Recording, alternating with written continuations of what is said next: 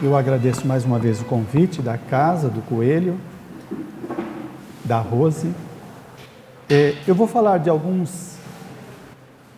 vou fazer algumas reflexões sobre reencarnação, baseado no livro Atitudes de Renovação, de Joana de Ângeles.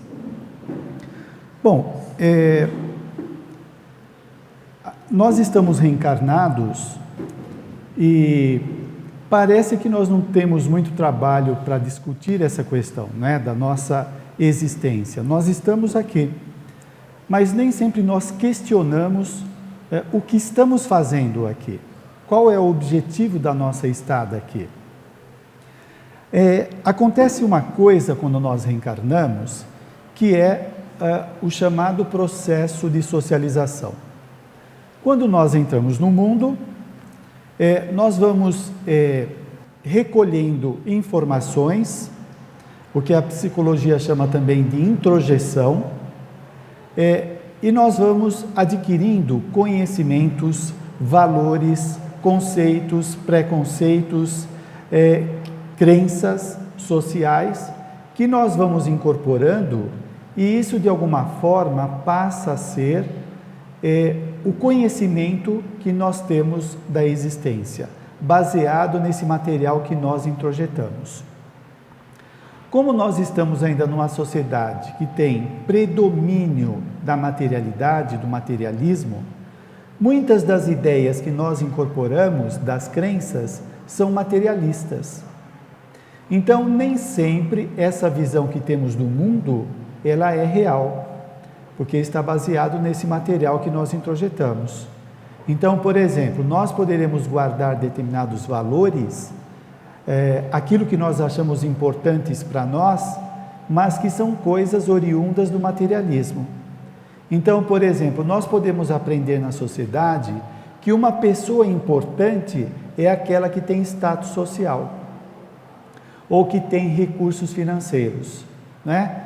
Então, a sociedade prega esta ideia e nós acabamos acreditando nisso, e quando nós não nos enquadramos nesta proposta, nós poderemos nos achar um peixe fora d'água, poderemos nos achar irrealizados ou entrar em conflitos porque nós não temos aquilo que a sociedade elege como importante.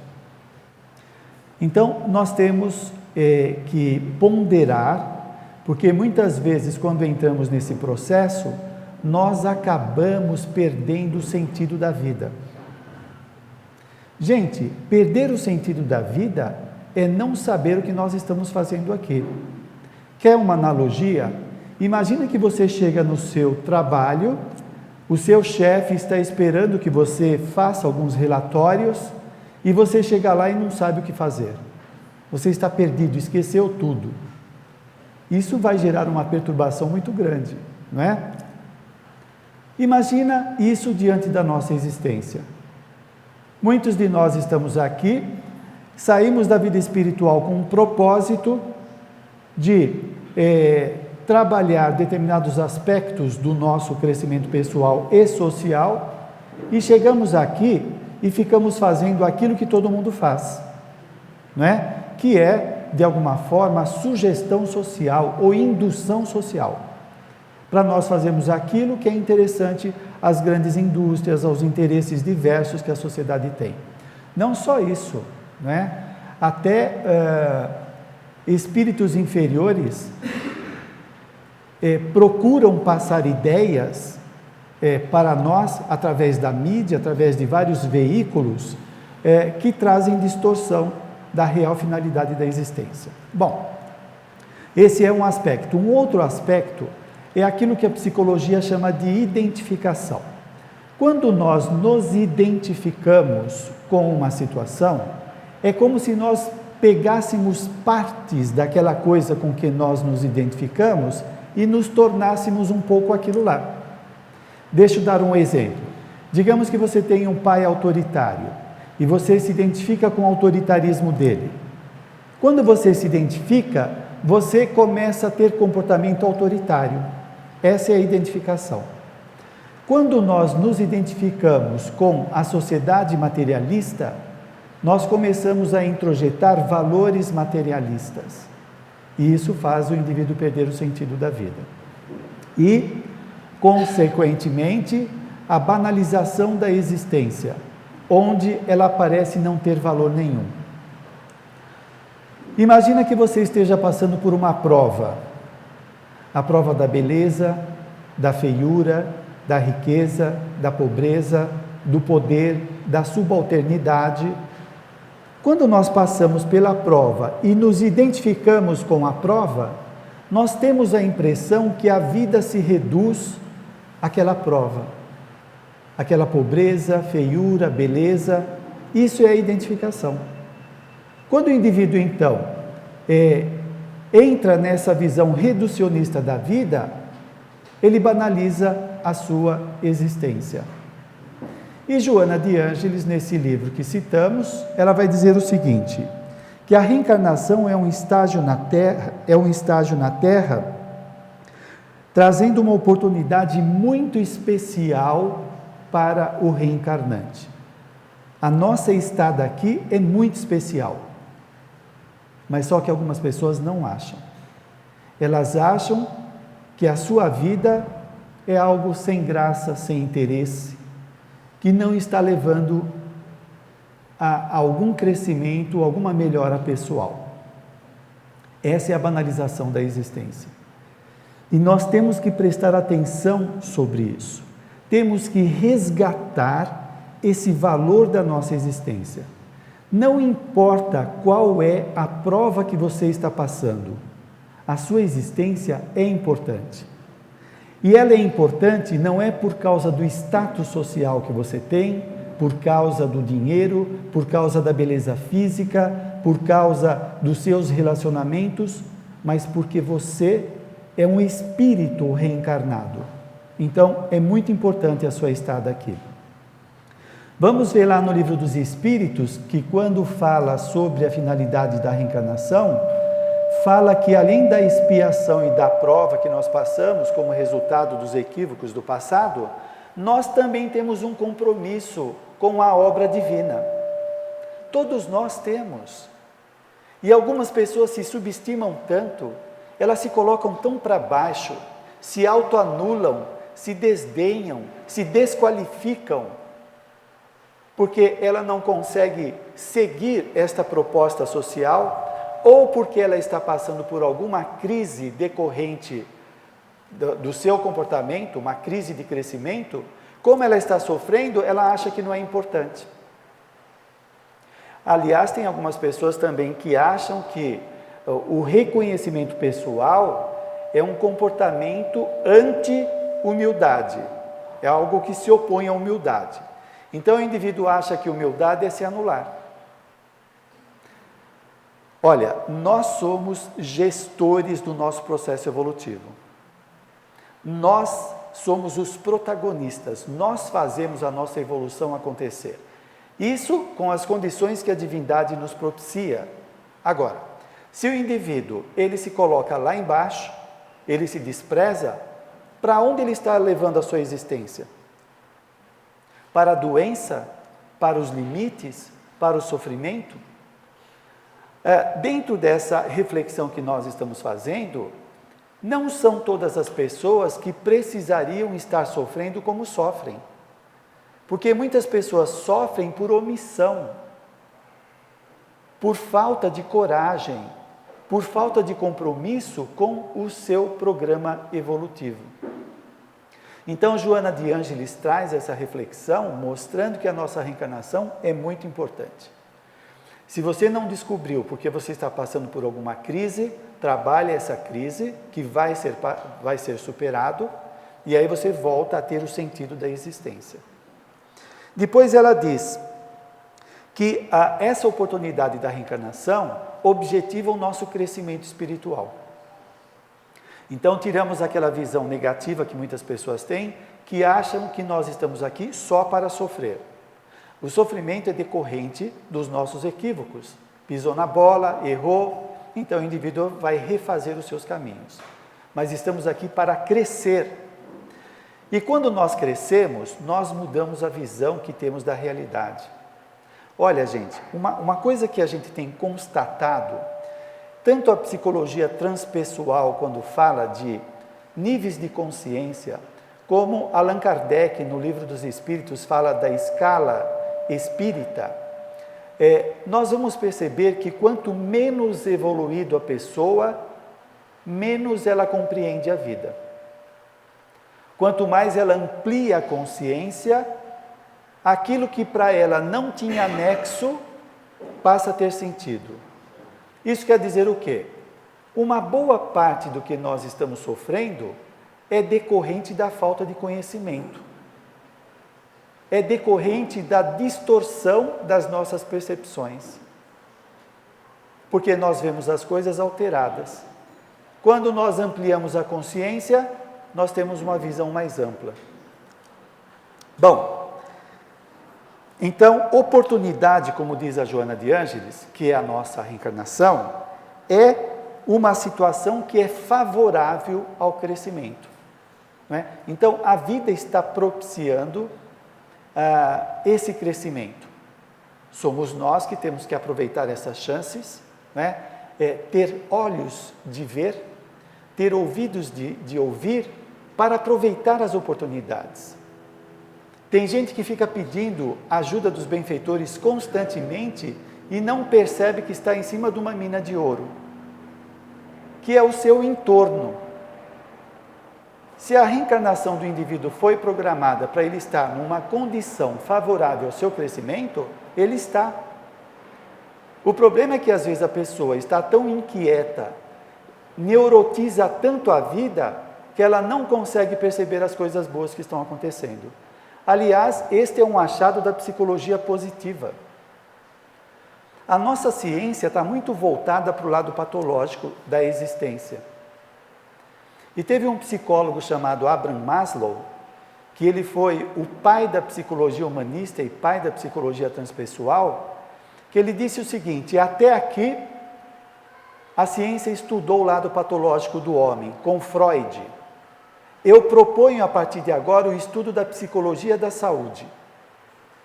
E o Maslow, ele pesquisava nos seus alunos e no seu trabalho as pessoas maduras, para saber como elas se comportam. Porque nós temos muitos modelos doentios, nós sabemos como uma pessoa doente se comporta. Você sabe como se comporta ou não? É só uma pessoa neurótica ser contrariada, a gente sabe como ela se comporta. Ela grita, chora, provoca, bate o pé, corta o pulso, enche a cara. Esse é o comportamento da pessoa imatura. A pessoa madura tem uma atitude diferente diante da vida. Então, a psicologia positiva percebeu que quando as pessoas cultivam os sentimentos elevados, que são alegria, amor, felicidade, esperança, esse estado, esse sentimento positivo gera maior lucidez, mais perspicácia. A pessoa melhora na existência.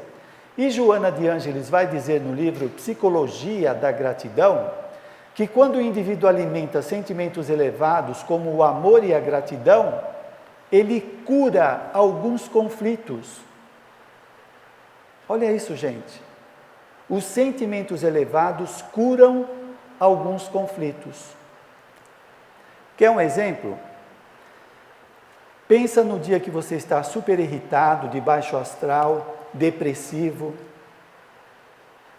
Quando nós estamos nesse estado, parece que não tem solução às coisas. Se você pensar no seu trabalho, você só vai ver problema. O chefe que pega no pé, o amigo que fica implicando, nós só vemos o lado negativo das coisas. Quando nós estamos positivos, nós somos mais assertivos, mais sociáveis, mais amistosos, mais criativos, mais tolerantes. E quando nós estamos nesse estado positivo, aqueles conflitos que nos aborrecem deixam de aborrecer, porque nós olhamos ele numa ótica diferente, com uma ampliação de consciência. Então ele deixa de ter valor. Olha só, isso sugere que muitos dos nossos problemas são perceptivos, não são reais. Nós temos que fazer essa diferenciação, não é? Porque senão nós achamos que o mundo está conspirando contra nós e são os nossos sentimentos negativos, o nosso medo, a nossa inveja, a nossa mágoa, nossa tristeza é que está emperrando o nosso processo de crescimento. Bom, depois diz Joana de Ângeles, ela propõe para nós nos esforçarmos para aproveitar o momento superior da nossa existência. O momento superior. Esse momento é superior. O fato de estarmos aqui, refletindo este assunto, é muito importante. Não é? Porque significa nós abrirmos a mente para uma nova realidade. É o desejo que nós temos de melhorar, de transcender, de superar o velho, o homem velho. É de sair do sofrimento das limitações. Então, nós precisamos reconhecer esse esforço pessoal que nós estamos fazendo. Eu quero voltar na psicologia positiva. Nós, socialmente, nós desaprendemos a ser felizes. Olha que interessante. Nós desaprendemos.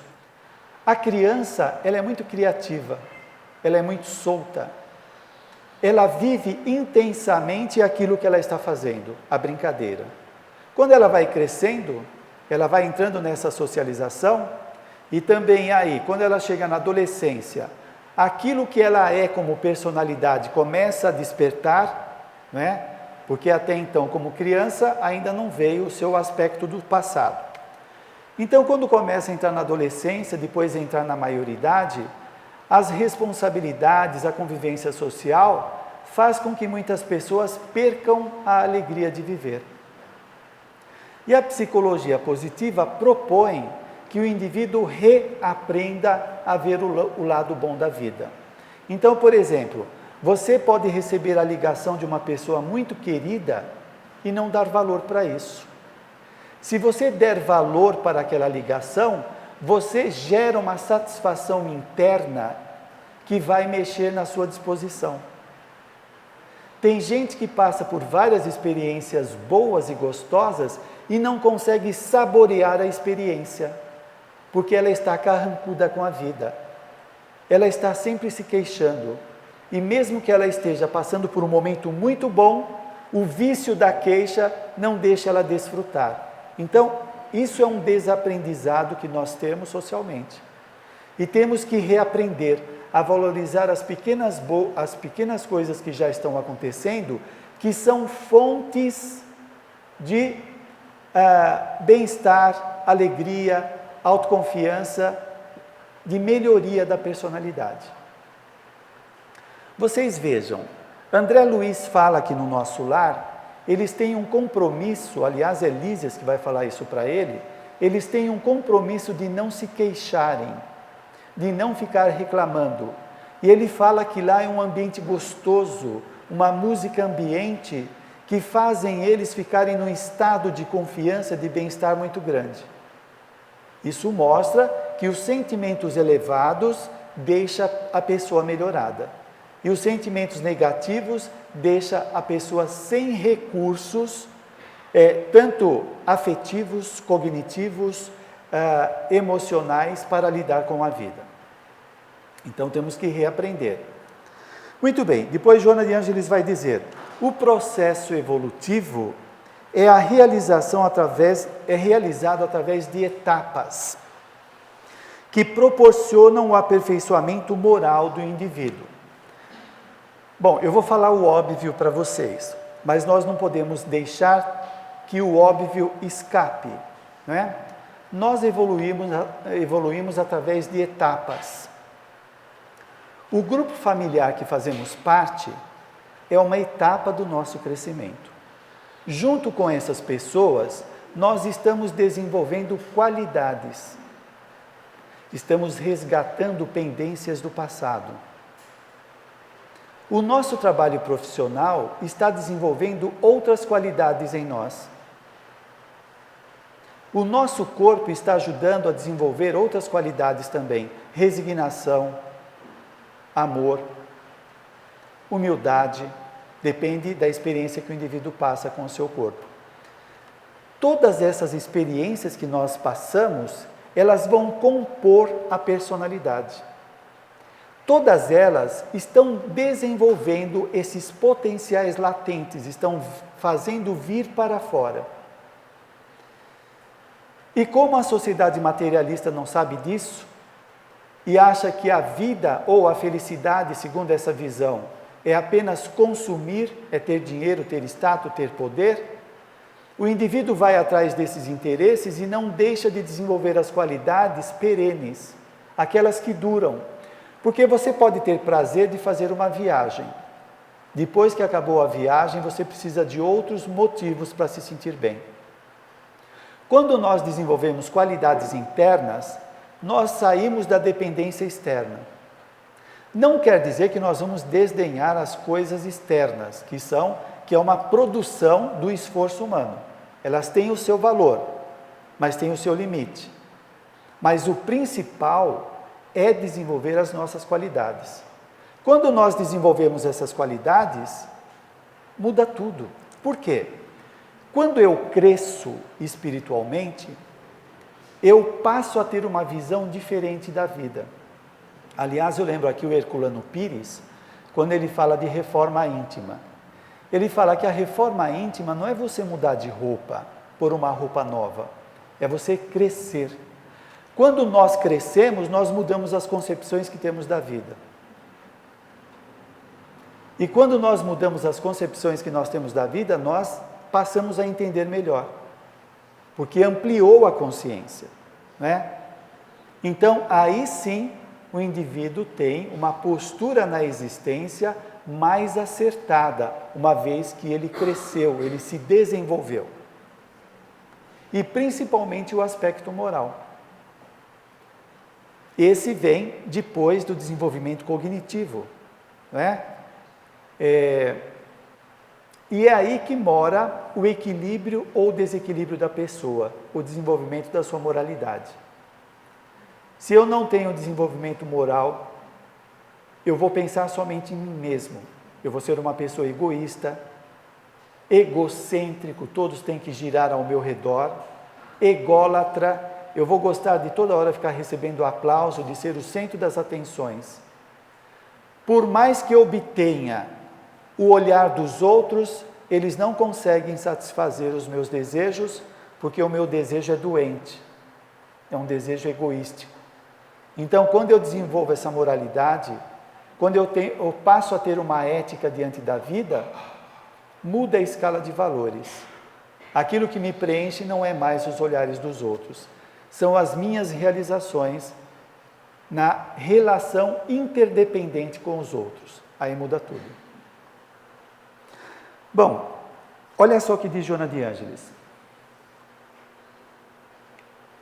Ou melhor, ouçam. Diz ela que a reencarnação também propicia a liberação dos atavismos perturbadores. Olha só, gente, tem muitas pessoas querendo ter autoconfiança, autoamor, autoestima, ser uma pessoa assertiva, ser uma pessoa sociável. E tem os livros e os cursos de autoajuda que podem ajudar o indivíduo, mas não resolve a situação.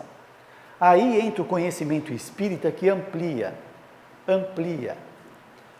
Nós, como seres multiexistenciais, multidimensionais, esta não é a nossa primeira estada aqui no planeta, né? Hoje é a continuação de muitas existências. Nestas muitas existências que nós tivemos, nós carregamos internamente o fruto das nossas realizações. Então, como que está o nosso interior? Carregado com qual tipo de experiências? Experiências perturbadoras? Experiências destruidoras? Ou experiências construtivas, afetivas, amorosas? Você pega o saldo disso, é o que os benfeitores vão chamar de ficha evolutiva. Qual é o saldo da nossa ficha evolutiva? Se o saldo for negativa, ou seja, eu tenho mais coisas negativas no meu interior do que positivas, eu vou ser uma personalidade problemática. Então, por mais que o indivíduo leia livros de autoajuda, faça retiros, faça promessas, faça um monte de coisa, não vai resolver muito. Porque ele tem que mudar o seu quadro interno. Ele tem que gerar harmonia interna. Essa é a coerência do Espiritismo. E Allan Kardec vai falar isso na Gênese. Sabendo que nós somos os construtores do nosso destino, depende de nós amanhã ser melhor do que hoje. Depende de nós. Não vai acontecer nenhuma reencarnação milagrosa, que o indivíduo reencarna como um sábio, como uma pessoa resolvida. Ele vai reencarnar na existência seguinte de acordo com as suas ações no presente. Então, se hoje nós carregamos problemas que nos consomem, a minha existência seguinte é a continuação de hoje. Então, essa coerência do Espiritismo, sem oferecer milagres nenhuma, salvação fácil, ao contrário disso, é o indivíduo começar a trabalhar, sem neurotizar, a sua melhora pessoal. Então, quando eu começo a fazer o bem, quando eu começo a tirar esses atavismos que Joana de Ângeles falou, esses atavismos são as coisas não resolvidas que eu trago dentro de mim, que gera limitações na minha personalidade. Deixa eu dar um exemplo para vocês. Alguém aqui já teve um trauma? Provavelmente, né? Um trauma, um bloqueio, uma situação vexatória. Imagina que isso tenha acontecido há 5 anos atrás, ou há 10 anos atrás. Aquela situação deixou a pessoa esmagada. Passou o tempo. Hoje nós estamos conversando, de repente você assiste um programa de televisão e passa um assunto semelhante àquele seu trauma de 10 anos atrás. O que acontece quando você ouve ou vê um assunto sobre aquele trauma que você tem? Desconcerta a personalidade, não é? Ela começa a se sentir ansiosa, angustiada, um medo de que vai acontecer alguma coisa. Olha só, aquilo que está no inconsciente não resolvido, ele vem para fora e desconcerta a personalidade. Muito bem, Joana de Ângeles fala dos atavismos. As coisas equivocadas que nós praticamos no passado e não foram resolvidas, geram esse desconforto ou desconcerto na personalidade. Deu para entender? Para ilustrar mais ainda, no livro Nosso Lar, a Laura e o marido dela, eles fazem uma regressão de 300 anos de memória integral.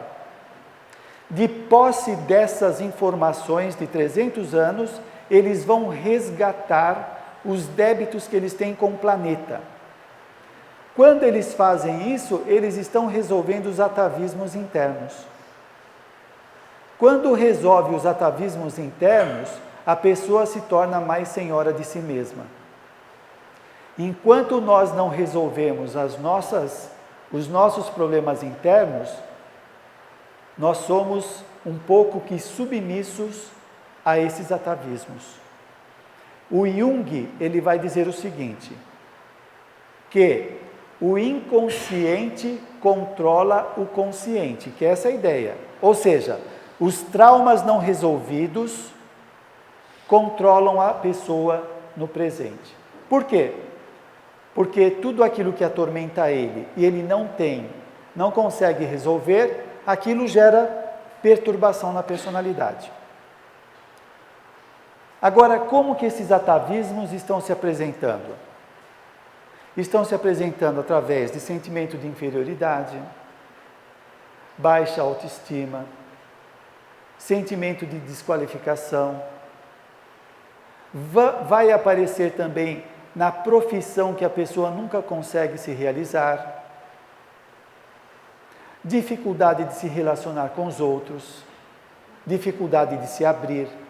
São uma série de coisas que o indivíduo traz que fica gerando limitação na personalidade e que nós precisamos aprender a enfrentar. Quando eles vão sendo resolvidos, nós vamos nos tornando mais inteiros, nós vamos confiando mais em nós mesmos, nós vamos acertando mais na existência. Bom, isso são os atavismos. E a benfeitora fala também da conquista dos bens internos. Então, por exemplo, será que você acredita que você pode ser mais inteligente? Que você pode ser mais sociável? Que você pode ser mais comunicativo? Será que você acredita que você pode melhorar como pessoa? Vencer a sua timidez? A insegurança? Depende do esforço que você faz para isso. Jesus falou, vós sois deuses. E que nós podíamos fazer o que ele fazia. Essa centelha divina está aqui. Ela precisa vir para fora. Agora, algumas pessoas, em vez de enfrentar o seu limite, elas se encolhem. Elas se autorrotulam de incapazes. Então, como que ela vai sair dessa situação? Não vai conseguir sair. O Espiritismo vem trazer essa informação para nós. Você pode melhorar a sua condição pessoal. Pode vencer os seus impedimentos. Depende da aplicação que você faça. Eu costumo lembrar de uma situação. Eu tenho 2 sobrinhas. A mais velha é super extrovertida. A gente ia na casa dela, ela dançava, brincava, e a mais nova era tímida. Se escondia. Aí o que ela fez para resolver a timidez? Ela foi fazer um curso de teatro. Eu vou te fazer uma pergunta. Você acha que ela é tímida hoje? Não, ela não é. Ela foi fazer o curso de teatro para vencer a timidez dela. E ela venceu. O que nós estamos fazendo para vencer os nossos impedimentos? O quanto nós aplicamos os nossos esforços para nos tornar uma pessoa diferente? Eu vou chamar isso de inteligência evolutiva. Para algumas pessoas falta inteligência evolutiva. A pessoa não aplica os seus conhecimentos para a melhoria pessoal. Ela utiliza para necessidades imediatas, sem importância, que ela aprendeu socialmente. Muito bem. Aí diz Joana de Ângeles, que nós não devemos desperdiçar os ensejos de aprendizagem através do jogo ilusório do prazer insaciável. Porque a ideia da sociedade de consumo, da sociedade mercantilista é o seguinte, olha, você vai ser feliz se você consumir bastante. Se você tiver status, dinheiro, poder, sociedade mercantilista, você vai ser uma pessoa realizada. E aí a pessoa vai atrás dessa promessa, ela chega lá no topo e ela continua angustiada, continua sentindo vazio existencial. Então aquela promessa era falsa. Aquela promessa é para vender os produtos, para atender a máquina, que tem a sua finalidade, mas é nós que caímos nessa. Então veja bem, se a gente fica nesse vício insaciável de buscar prazer constante, segundo a proposta da sociedade, nós deixamos de atender às nossas necessidades reais. As necessidades reais são aquelas que vão trazer satisfação perene para o indivíduo, né? Então a gente tem que mudar esse posicionamento. Diz Joana de Ângeles que a viagem corporal possibilita a aquisição de plenitude. A plenitude é a superação da nossa visão fragmentada da vida. Imagina o seguinte, que você está atrás de uma porta e você olha por uma fresta. Isso que você está vendo pela fresta, você pensa que é a realidade, mas é só uma fresta. Se você tira a porta, você vai ver uma imensidão, que nem sempre nós conseguimos ver. Então, a visão que nós temos da vida é fragmentada. O que diz Joana de Ângeles é de ter uma visão integral, é de ver o todo. Aliás, o benfeitor Aniceto, no livro Os Mensageiros, ele vai dizer que nós estamos, de alguma forma, condicionados a ver o mundo do efeito. Quando nós vemos somente o mundo dos efeitos, que efeitos? A doença, a privação, dificuldade, etc. Nós temos uma visão parcial. Nós precisamos resgatar a visão total, que é de causa e efeito, é a visão integral. Aí as coisas começam a ter sentido. Se você pega uma pessoa, olha, mesmo nós espíritas, nós vemos uma pessoa doente, nós estamos vendo o efeito. Nós achamos que a vida é só aquilo. Coitado, olha que infelicidade. Se você pega a causa, você vai saber que ele foi o promotor daquele problema que ele está enfrentando. Então, essa visão traz uma compreensão. Não quer dizer que vai tornar o indivíduo omisso. Ah, o problema é dele, é karma dele, ele que se vira. Não é isso não. Mas traz uma visão integral. E nós vamos entender que a pessoa foi infeliz em algum momento do seu passado e que nós talvez possamos ajudá-lo, assim como outras pessoas estão nos ajudando também, né? Mas sai dessa visão parcial. E nós começamos a entender que todos nós temos as nossas fraquezas e a nossa luminosidade. Só que, infelizmente, nós acreditamos mais nas fraquezas do que na luminosidade, no lado iluminado que nós temos, como seres caminhando para a desperticidade. Bom, depois a benfeitora vai falar que a existência também propicia a autorrealização. Autorrealização. Realizar o eu. E o que seria essa realização? Seria a transformação das próprias potencialidades em realidade. É o que a gente já falou um pouco antes.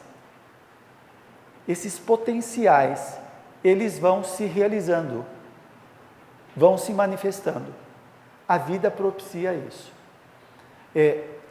Quando a gente sai daquela visão doentia que eu falei anteriormente, de mirar, de ver somente o negativo, nós começamos a ver esta autorrealização se realizar, né? Nas conquistas que nós vamos tendo, nas melhorias que vamos obtendo como pessoa. Agora, quanto mais cientes nós estamos disso, mais nós podemos otimizar, mais podemos desenvolver. E Joana de Ângeles vai falar que a aquisição da plenitude e da autorrealização vai trazer paz interior. Paz interior. Então, veja bem, deixa eu pegar aqui, a aquisição da plenitude, o indivíduo sair da visão fragmentada, ele ter uma visão mais ampla, não é? Como autorrealização, ele transformar os seus potenciais em realidade. Isso vai trazer paz interior. Porque o indivíduo, quando ele cresce, ele começa a ter uma atitude diferente diante da existência. Ele vai se harmonizando mais. Então vai havendo mais paz interior.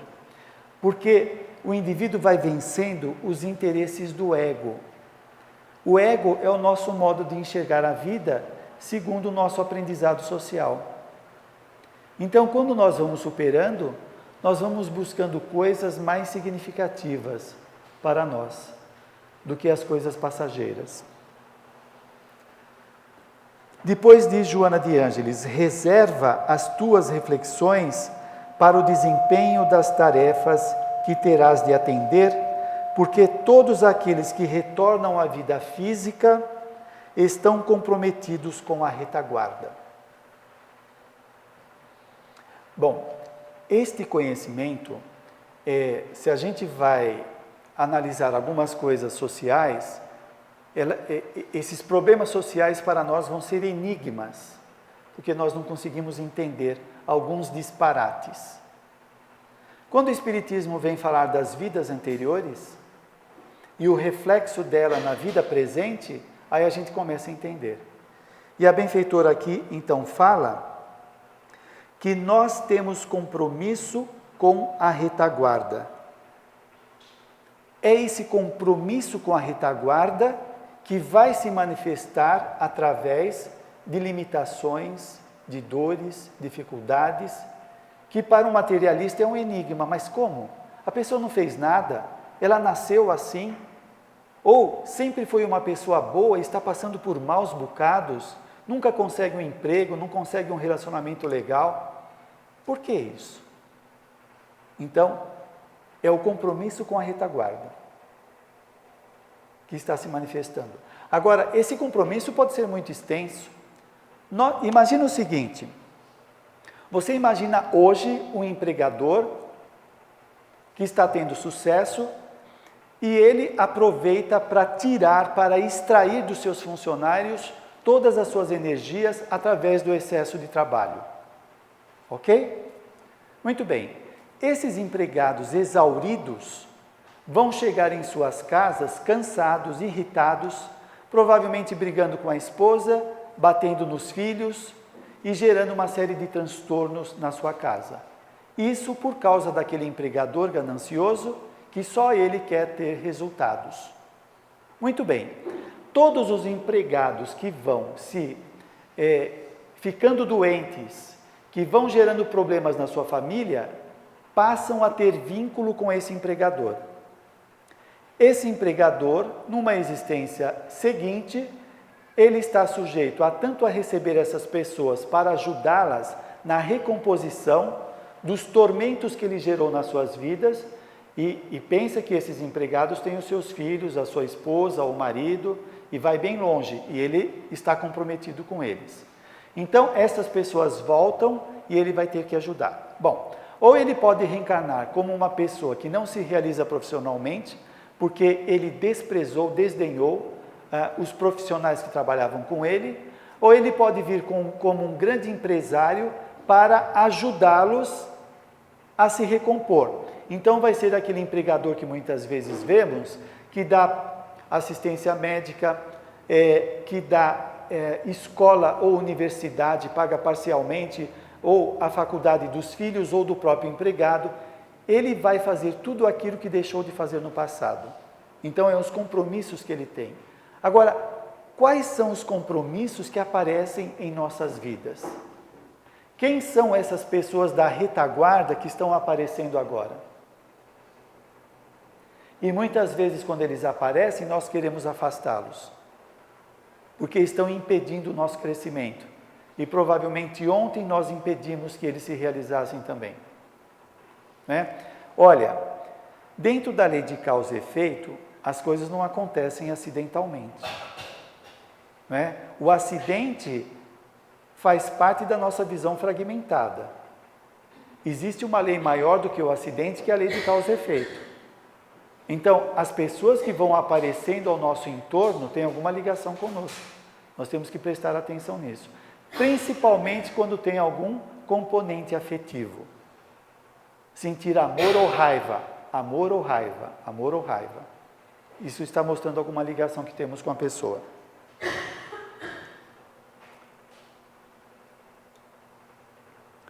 Bom, depois Joana de Ângeles fala: ninguém pode evadir-se da consciência dos deveres relevantes do crescimento espiritual. Nós não podemos. Algumas pessoas desdenham o seu crescimento pessoal, não é? E aí Joana de Ângeles vai dizer: as leis divinas estabelecem que o progresso é irrefragável, não dá para se opor. Pode-se estacionar no caminho, mas chega o momento que o amor de Deus enseja a expiação do criminoso ou da pessoa que desdenhou a sua vida. E ele encarcerando-se, e ele vai reencarnar então através de uma reencarnação compulsória. Ele tinha a chance de buscar a melhora pessoal. Ele fica pensando somente nos seus interesses, somente em atender os seus apetites, o seu egoísmo, e não está nem aí com o seu crescimento espiritual. Então, como diz Joana de Ângeles, vem uma reencarnação compulsória que vai colocá-lo em situações onde ele vai ter que rever os seus compromissos desdenhados. Então, ninguém foge dessa proposta. Agora, como foi dito aqui, algumas pessoas retardam o crescimento. Será que nós precisamos retardar?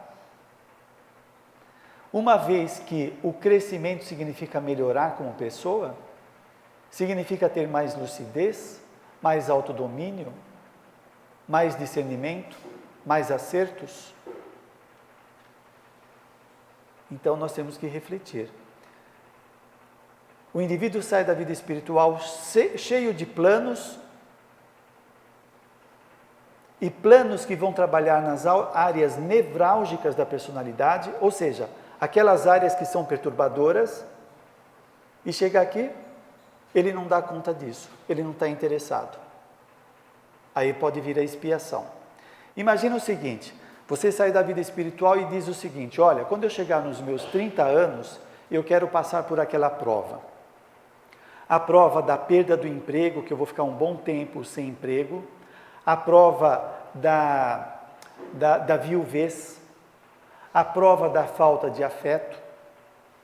E o indivíduo fala, olha, quando eu chegar nos meus 30 anos ou 40 anos, eu passo por ela, por causa do resgate. E até chegar a essa idade, ele se propõe a adquirir forças morais para lidar com a prova. Só que, nesse período todo que ele poderia se fortalecer, ele se preocupa só em atender os seus interesses. Ele desdenha o seu crescimento espiritual. Quando chega a prova, ele está despreparado. Aí ele não suporta, aí ele sucumbe. Aí o que ele vai dizer? Que Deus é injusto, que os espíritos não ajudam, que ele faz tratamento na casa espírita, que ele toma passe e não adiantou nada. Ele teve a chance de se melhorar como pessoa, de vencer os seus tormentos pessoais para enfrentar a prova, mas só que ele não se fortaleceu. Então não é Deus que é injusto, não são os benfeitores que não nos ajudam. Tem que ver se nós estamos fazendo a nossa parte.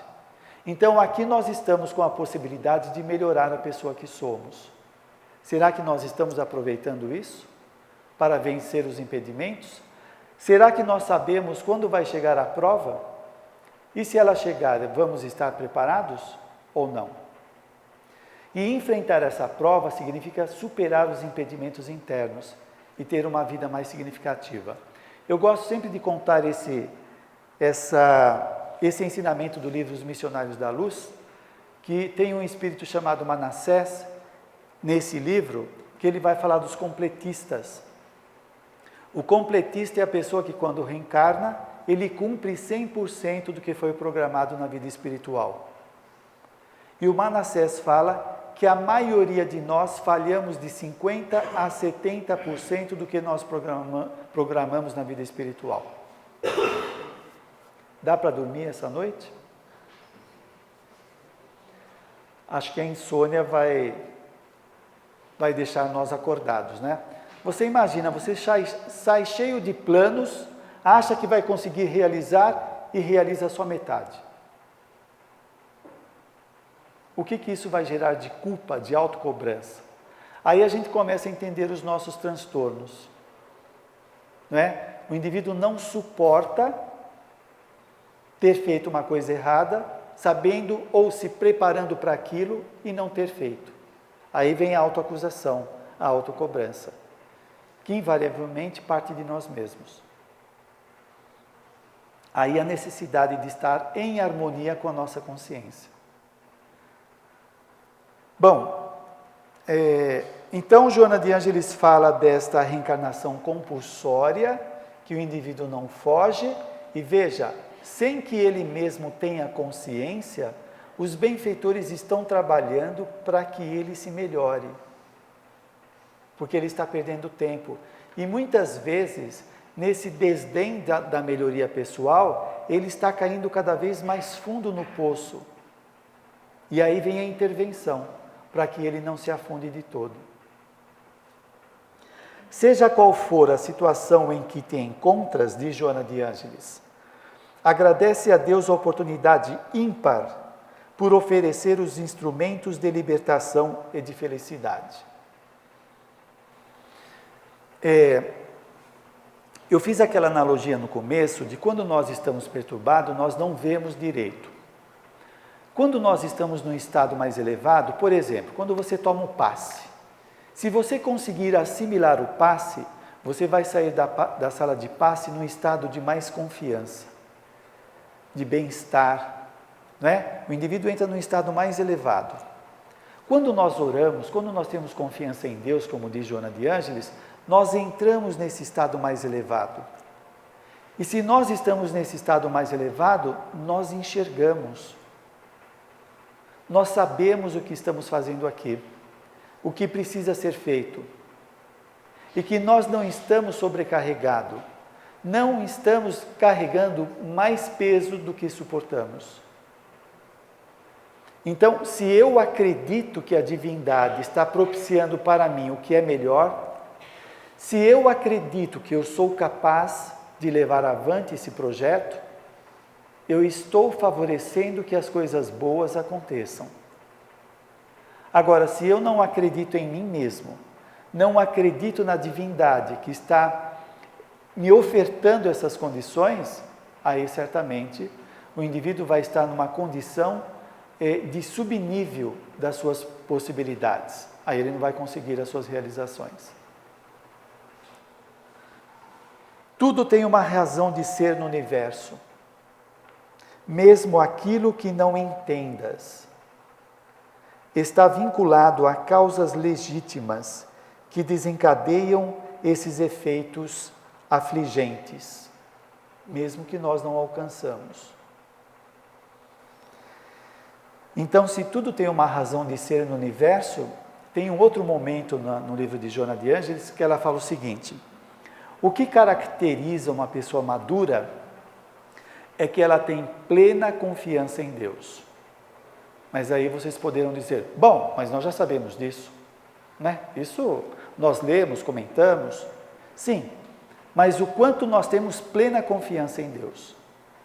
Porque o indivíduo que tem a plena confiança em Deus, vai dizer Joana de Ângeles, ele sabe que tudo está certo. Mas o que é tudo está certo? O corpo que nós reencarnamos, o grupo familiar, a condição financeira, tudo isso está certo. Não quer dizer que tem que ficar assim. Mas, então olha só, na programação reencarnatória, nós reencarnamos na condição que nós precisamos. Mas elas não precisam ficar assim. Eu posso mudar, eu posso melhorar. Então, essa confiança em Deus, primeiro que faz o indivíduo sair do comportamento vitimista. Eu não nasci com os pais que eu queria, eu não nasci no corpo que eu queria, eu não pedi para ter essa condição financeira, o indivíduo fica brigando com a vida. Não está errado. Nós reencarnamos onde precisávamos. E a pessoa diz, eu não pedi. Invariavelmente os benfeitores vão dizer, realmente você não pediu, você implorou, chorou de joelhos para nascer naquela condição. Só que quando vem a prova, o indivíduo recua. E ele acha que não pediu. Então, essa maturidade que propõe Joana de Ângeles é o indivíduo saber que tudo está certo. Mas eu posso trabalhar para melhorar essas condições. Então, eu estou aplicando a minha energia para melhorar. E não aplicando para me queixar, eu nasci no lugar errado. Então muda a postura do indivíduo. Digamos que ele passe a ser mais uma pessoa proativa do que reativa. O reativo é a vítima. Por que foi acontecer isso comigo? Né? E isso mostra, já está implicado aí uma imaturidade, uma infantilidade de achar que Deus errou. Olha a arrogância, Deus errou no nosso caso, justo no nosso.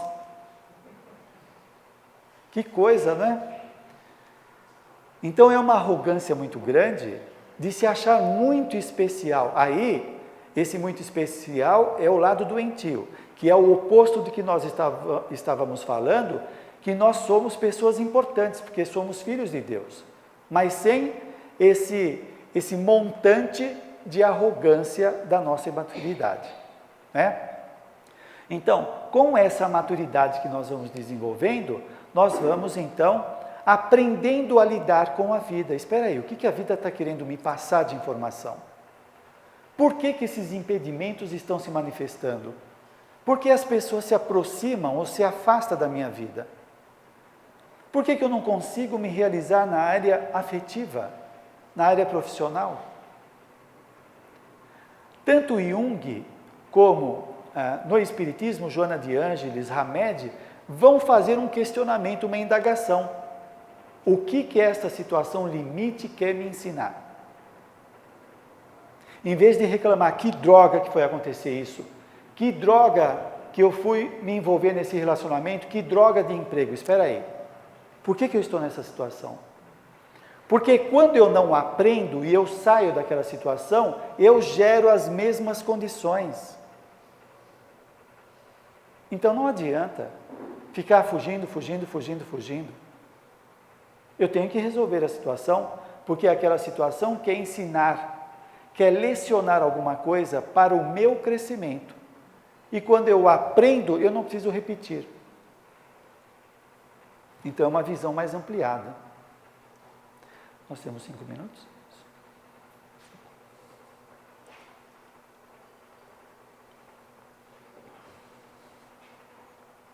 Diz Joana de Ângeles, as leis morais que vigem em toda parte são soberanas em sua justiça e alcançam todos os espíritos, alcançam todos nós.